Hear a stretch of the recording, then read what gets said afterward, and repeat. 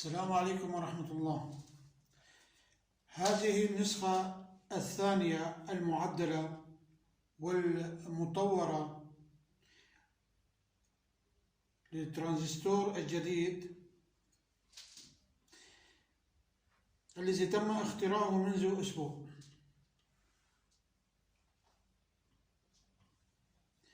تم صناعته من عدة مواد ومعادن بدون إضافة أنصاف النواقل إليه.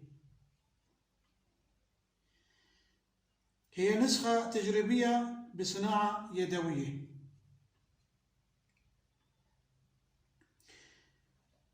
انظروا إلى شكله العام. تم تثبيته بمبرد مبدد حراري،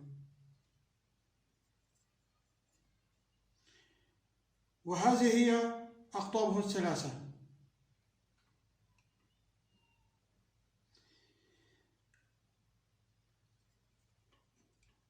المنبع، المصرف، البوابة. سنقوم الآن بتوصيله بالدارة مع محرك تيار متناوب 220 فولت، وهو عبارة عن مسقب كهربائي ليتم التجريب والاختبار.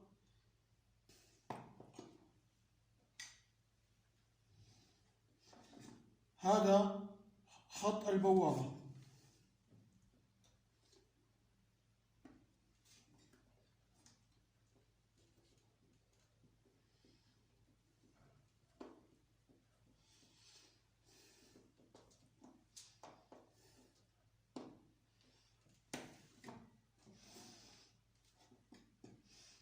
هذا المنبع موصول، موصول مع المحرك، ثم مع فاز مع قاطع.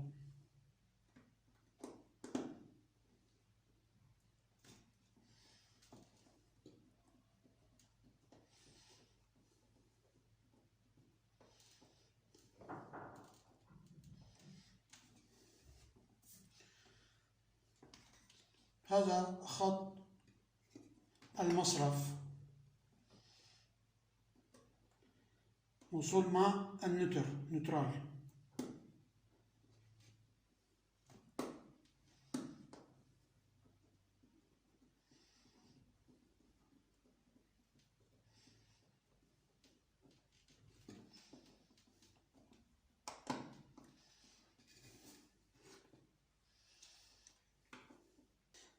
الدارة جاهزة للعمل.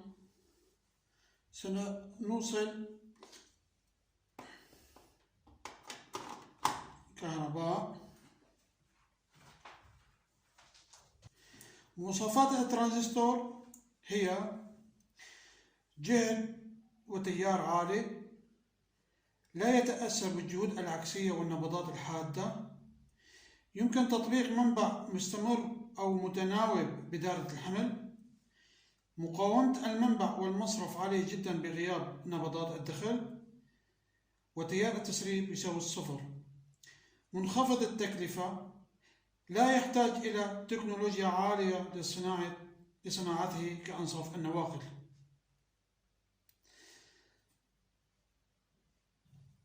الآن الدارة جاهزة للتجريب. سنطبق نبضات 5 فولت من خلال المفتاح اللحظي. انظروا،